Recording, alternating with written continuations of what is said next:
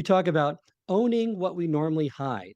So let's explore the shadow side of leadership and what does it mean to embrace your shadow and how does acknowledging your darker side make you a stronger leader? I think there are all sorts of things that happen to us when we try to hide parts of ourselves. But let's look at the kinds of things that we hide. I might hide my greed. I might hide my jealousy. I might hide my competitiveness. And so why do I hide those things, right? I hide those things because I think they're bad, because they're sources of shame. Why are they sources of shame? And where does the source of shame come from? Now, at the risk of going into explaining behavior, which I've just said I think is a bad idea, I think there is some way in which all of us hold some center of shame that is deeply embedded, probably coming from experiences in early childhood that sound something like I am not enough. And it could look with I'm bad or I'm ugly in some way or I'm not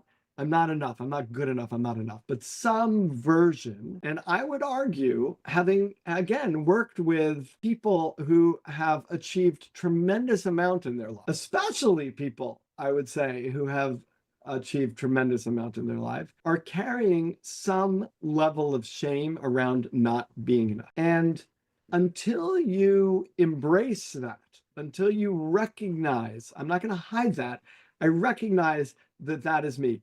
If any of you are listening to this and you're thinking, oh, I don't have any of that, and you're high achieving, especially if you're high achieving, I would ask you to sit with that a little longer, because it's not like this is the only thing that drives high achievement. There's lots of things that drive high achievement. But in my experience, some of what drives high achievement is I'm trying to prove something. And there's a point in people's careers where they realize they have proven everything they have to prove, and yet they're still driven to prove more because it's not satisfying to them.